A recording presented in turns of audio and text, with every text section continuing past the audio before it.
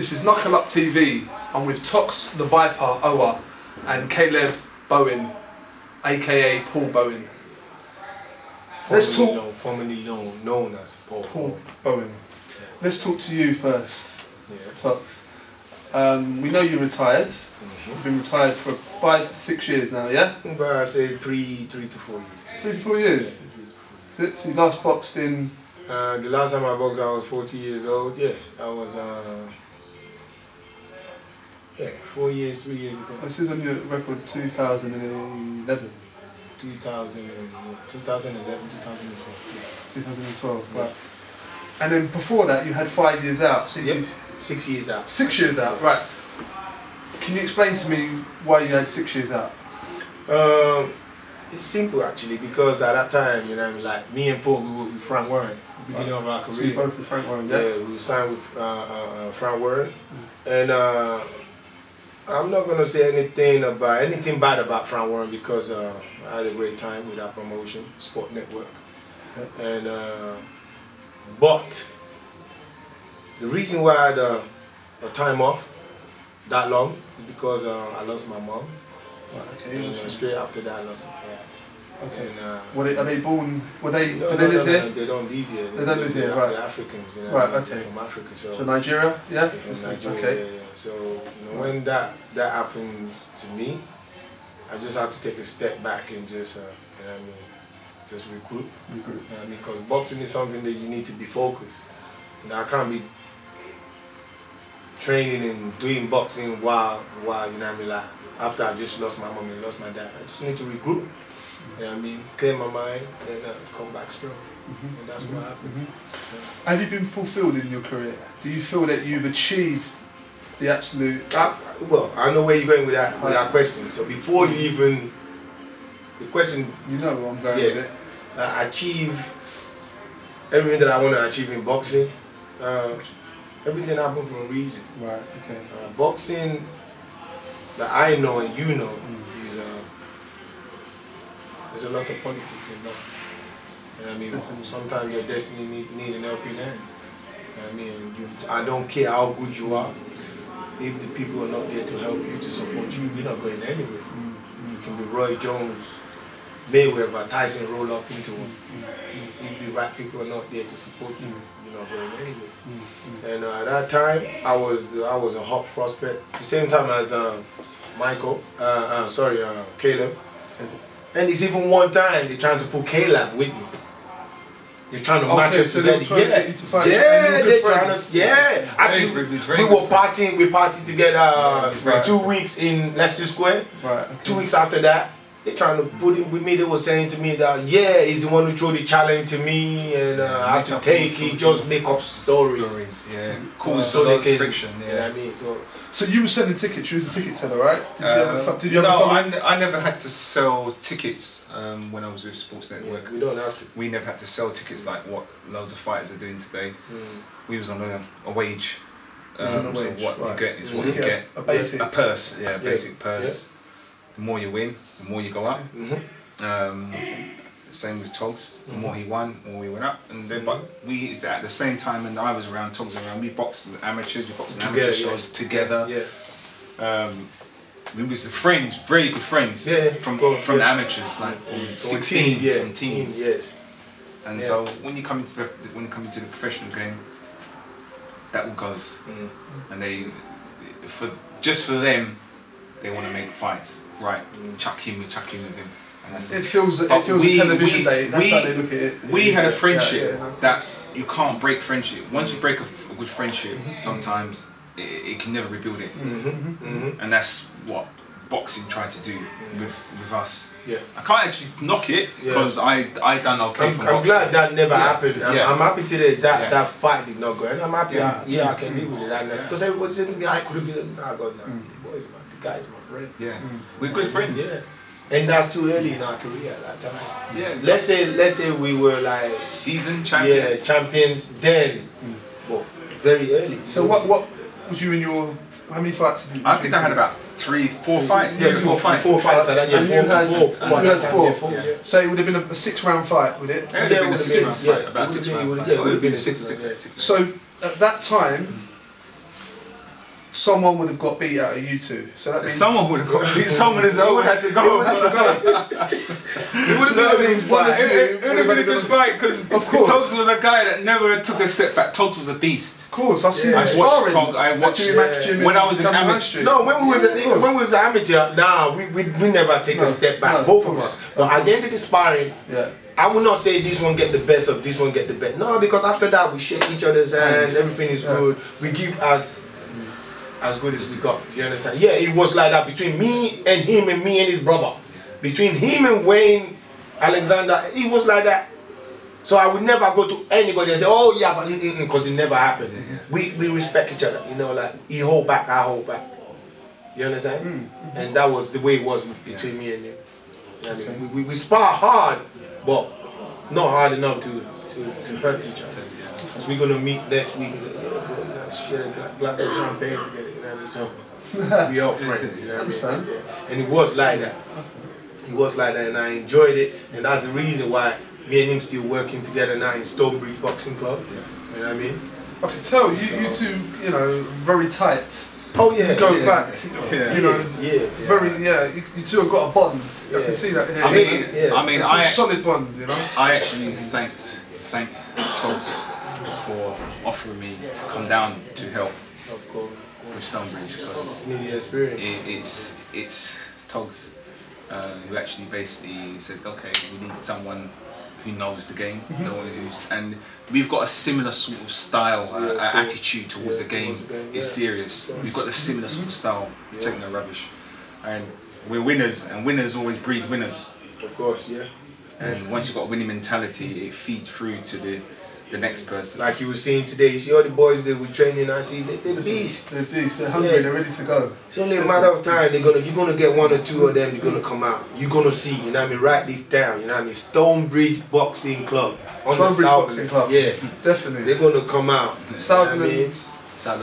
Yes. Yeah. So they're gonna come out. The boys are training hard. Even the girls are training hard. With the help of Paul, Shandon, Steve, Ima. You know what I mean? Trevor. You know, all these guys here are putting in 100% work. Everybody are putting in effort. I'm not here easy. I'm here easy. Everybody just chucking in, getting these boys ready. You know, one day, these boys, you know what I mean, they're gonna achieve what I did not get to achieve. You know what I mean? Like we're gonna go back to you asking me, did I achieve everything in boxing? No. Yeah. No. Yeah. You know, I didn't. I've met you many times along the way, and I'm fully aware of this. You have to understand how I make my name before I go to Kayla. My reputation, I make my name through knocking people. I'm just knocking suckers out in my days. People that know me back in the 90s, I'm talking about 94, 93, 94, 95, 96, all the way to 2003. You know, I was knocking people out left and right. You know what I mean? I wasn't fighting no bums. I was fighting people like Tony Booth, Omashika. You know what I mean? Tony Booth just fought Crawford Ashley for the British title. You know, British title. In my 7th fight, I fought Tony Booth. I fought him the first time, beat him on point. The second time, I knocked him out in 3rd round. Straight after that fight, they put me with Ken Catley. Sorry, I like Sven Hamer. Sven Hamer from Bristol, from Chris Senegal. You know, you know, if you understand, these people are mentioning their name. These guys, they're not bombs. They're hard. They're hard. Sven Hamer, very, very strong fighter. I watched him when he first came on the scene against a guy called Tony Veneno. Tony Veneno won the light middleweight ABA title. So when I saw that fight with Toks, and Toks was going out before me on the night to fight, and I wished him best of luck. Yeah, I remember. But he came back and it was a hard fight. Yeah, that's on Sky TV. Yeah. You know, you boxed Glenn Johnson, didn't you? I boxed Omashika before that. Yeah, Omashika before that was a heel stoppage. You know what I mean? I did not lose that fight. I don't like making excuses. Yeah, I don't like making excuses when I lose a fight. That was the first fight I actually lose.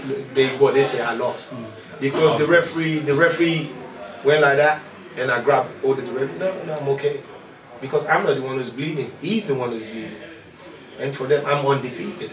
He's undefeated. And for the referee to stop the fight, I was very angry. So I went back to front one and said, Frank, I'm not happy with the situation. What can we do to get Omashika back into this country? Because I want a rematch. If this guy beat me, I'll retire from boxing. So Frank Warren said, this is what you have to do, simple. You need to go back because Tony Booth beat Omashika. So I have to go and beat Tony Booth to get Omashika back. So I said, okay, you know what? If that's what I have to do, that's what I would do. I went there and beat Tony Booth. I'd knock Tony Booth. I'd stop Tony Booth in 3rd round. In Betting-on-Trent. You know what I mean? I stopped him in the 3rd round. Omashika was supposed to come and fight me. He said he don't want none of it. So I move on with my career. From there, I become number 3 in the world. I start boxing people like from Ukraine, from Sweden, Liverpool, Newcastle. I was boxing people that people think I'm not in their class. You know what I mean? And I was with the help of Jimmy McDonough at that time. I was just putting them away. Easy. Easy. So I climbed up the ranking and I was rated number 3 by the IBF and by the WBO first. From there on, they were talking about me fighting Joe Kazaki. So that's how that become. So this is Knuckle-up TV. I'm with Toks the Viper Owoh and Caleb Bowen. Formerly known as Paul. Let's speak with you, Paul and Caleb. Obviously, you come from a family of boxers, don't you?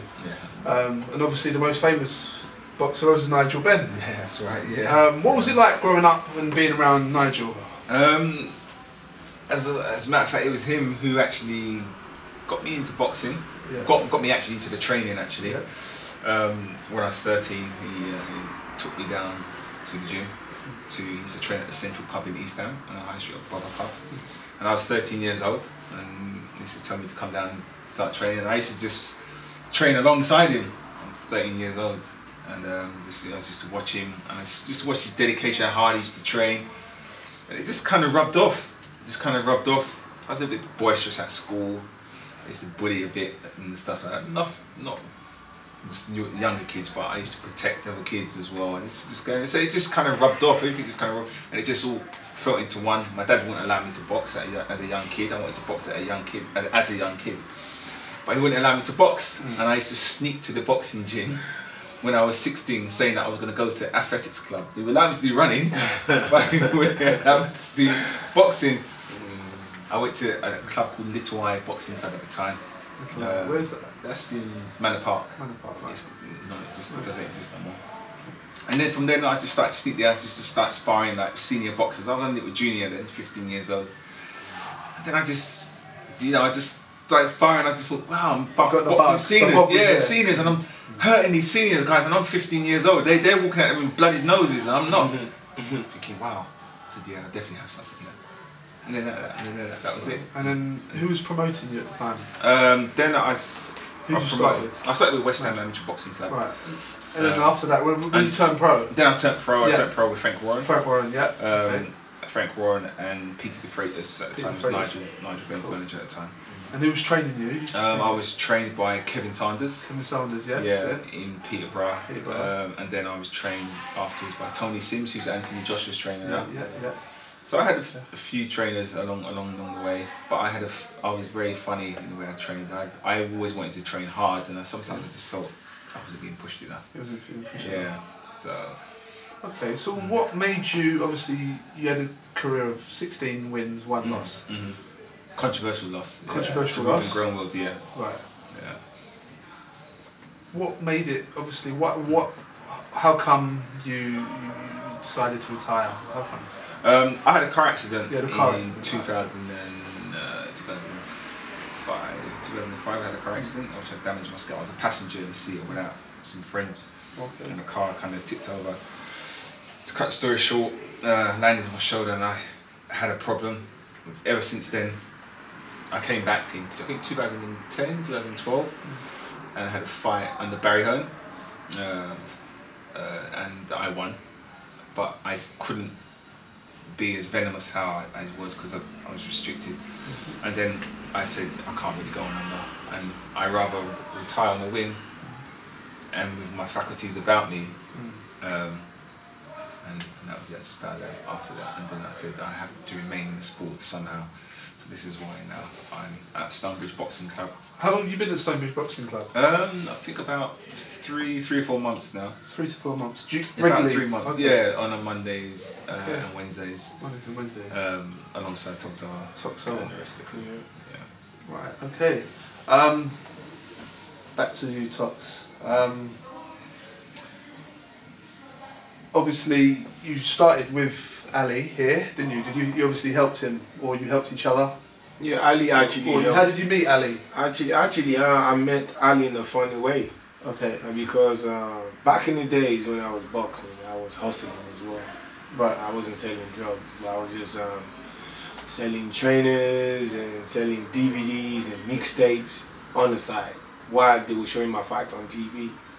Just to get no, it's just something that's a street thing that I was doing with my brother at that time, and and I was into it. Okay. So at that time, I used to just order them. You know, like mixtape from America. It's like a mixtape CDs, like different rappers. Okay. You know, and that's never been heard from the street. I packet them, then I would just put them out there. And that's most of the time, that's the money I used to leave on, because with Frank Warren at that time, I box every 3, sometimes I don't box for 6 months. 6 months, wow. Yeah, sometimes I don't box for a long time. What was the reason for that? The reason for that is... was he trying to obviously go and... It's not that, no. This is what I'm going to say, I'm going to put this out there, you know what I mean? I'm not trying to be... Like I said, I enjoy myself with Frank Warren, I mean with Sport Network. I enjoy myself with that promotion. The promotion was set, it was nice, you know what I mean? And for the time that I was there, you know what I mean, it was, I blame some of the situation on myself. You know what I mean? And I blame some of the situation on them, because one thing you have to understand is, they say you strike the iron when the iron is hot. You know what I mean? Yeah. So, when I was hot, when I was ready to go, it's like you have a pit bull, you've been training it. You've been like training for a championship fight. If you don't let that dog go at the right time, and you keep feeding him, training, but it will come a time the dog is not interested anymore, or the venom and the novelty, it's not there no more. And that's what happened with my situation. And you're just sitting there not fighting. You know what I mean? The only thing that I know how to do at that time is box. And that's the only way I make my money. And when you don't fight for a long time, it becomes a problem. You know, you can't feed your family. You know, I had 2 kids at that time. I have to find other ways of making my living. You know what I mean? And that's what happened. And most of the time, you have to go to them and borrow money. And when you fight, money get deducted. So it's not a good look at that time. So, but I did it. I enjoyed myself. I make a little bit of change. So you both didn't regret being boxers, did you? No. It made you who you are, isn't it? Yeah. I enjoy getting to the fight night, the adrenaline. What's the buzz like when you're in the ring and just before? It's even in the changing room. You feel it's like the Holy Ghost takes over you. It's beautiful. Beautiful feeling. It's priceless, isn't it? It's and you know when you walk out, you see all these people there, and you feel you can't lose. You can't lose. That's all that runs in your head. Do you sort of shake a little bit? Do you get a little bit nervous? Fear of losing. Butterflies. No fear of you get fear of losing. No, I'm not feared to get beaten up, boy. No. Just would you say it's embarrassment? It's not embarrassment. It's just disappointment. You know what I mean? So when you get in the ring and the bell goes, everything. That's it. You forget about it. Do you just block everything out? You don't even hear people calling punches or whatever. You don't hear it. You just think your concentration is high. You're concentrating. You just concentrate because you know one false move and you're on your back. Yeah. Did you have any sleepless nights before pre-fights at all? No, nothing. No. I think the only one I did have a bit of a sleepless night. Was when I was going to box for the Southern area against Enzo Giordano. I had because apparently he was going to come in the ring with two Rottweilers. Right. there to see. You was more frightened than the Rottweilers, I was like, okay, but I never had no sleepless nights. I just had sleepless nights because you know you're on edge. You're ready to go. You're ready to go. You can't sleep. Sometimes you can't sleep. You can't sleep. It's excitement, isn't it? It is excitement. You know what I mean? Like that. Back in the days, you know, when we were with Frank Warren's in Sport Network, it's not the way these guys are with Frank. At that time, you have your hotels day before the fight. You know what I mean? Around you, the TV. They make you feel special.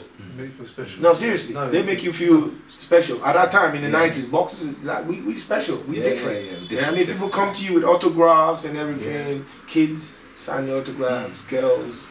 It was nice. Yeah. The money was nice. Yeah.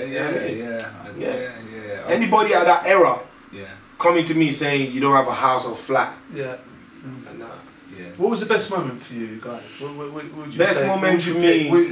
What would you sum it up? Best moment for me. Sum it up for me. All right. Best moment for me is when I knocked out Jimmy Branch. That was the sweetest. That was just beautiful. Revenge. The creme de la creme. Yeah. For me, I will never forget that day to the day I died. What about yourself, Paul? I have to say, was when I boxed for the Southern Era Supermidleweight title. I had eliminated before that against Eddie Knight. I remember he did say to my manager, said that your boy's going down. Right. And he said, okay, we see. And I knocked him out in 3 rounds. Okay. And then I went on and fought Enzo Giordano. And he said he was going to knock me out earlier, and I knocked him out with one hand, a broken hand in the 10th round. Okay. So my Southern Era, I've got to be with the best time for me. And then everything after that was I just boxed as I went along. Okay. Well, it was lovely being with you guys tonight. Talking to you. And obviously it's been overdue. Yeah. We've been planning it for a while, haven't we? And we've got it together tonight. And this is Knuckle-up TV with Toks Owoh and Caleb Bowen. We're out, yeah? Stonebridge Boxing Club.